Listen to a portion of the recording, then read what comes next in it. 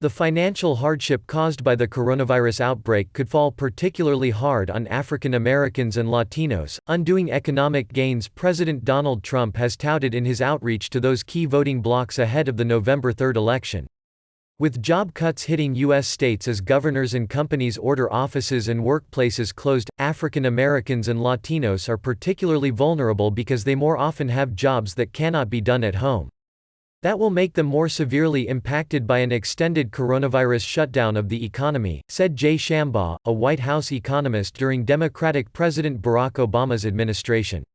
Labor Department data shows that just 19.7% of African Americans and 16.2% of Hispanics said they could work at home in 2017 and 2018, compared with 29.9% of whites.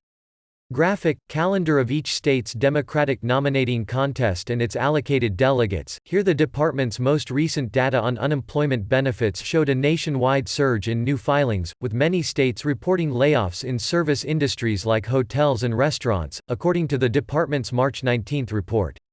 Those are industries where African Americans and Latinos make up outsized shares of employment, including hotels where the two groups make up nearly half of employees. While African Americans and Hispanics overwhelmingly disapprove of Trump over his immigration policies and handling of race relations, the Trump campaign has increased its outreach to those groups in hopes of picking off enough votes to win potentially razor-thin contests in electoral swing states. African Americans and Hispanics will comprise about a quarter of eligible voters in November, slightly more than in the 2016 election, according to the Pew Research Center. Their votes could be key in battleground states like Michigan, Pennsylvania and Florida that helped propel the Republican Trump to victory in 2016.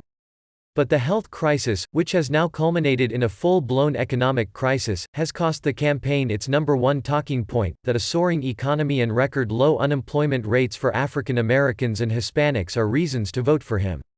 Ayanna James, a 27-year-old black woman in College Park, Georgia, was laid off this week from her job at a gardening store after business slowed down because of the outbreak. She considers herself a moderate Democrat, and while disapproving of Trump's immigration policies before the health crisis, she thought he was doing a good job on the economy. But she believes he has not done enough to deal with the global pandemic that has upended American life.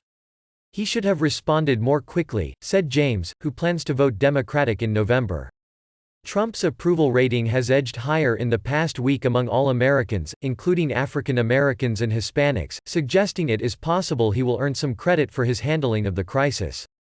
Still, only 1 in 5 African Americans and about 1 in 3 Latinos approved of the job he is doing as president, roughly the same level as when he took office, according to a Reuters Ipsos poll conducted March 18–24. Graphic, delegate tracker and results. Here, Trump is going to make a different argument to those groups than he had planned to make before the coronavirus, said Alex Conant, a White House spokesman during Republican President George W. Bush's administration. Instead of pointing to record unemployment, he'll have to point to his handling of the coronavirus and what he's doing to specifically help those groups recover. After initially downplaying the outbreak, Trump has taken more forceful action in recent days, issuing guidance that Americans avoid large gatherings and holding regular briefings on the crisis. The Trump campaign said the president could make the case to Black and Latino voters that he is the right leader for the current crisis. The president is uniting Americans through his leadership and voters are responding, blacks and Latinos included, campaign spokesman Tim Murtaugh said in an email. Juliet Valentino, 29, a Hispanic woman in San Antonio who was once a Democrat but now considers herself a moderate Republican, does not blame Trump for the crisis even though she and her husband were laid off from a pet care center because of the outbreak.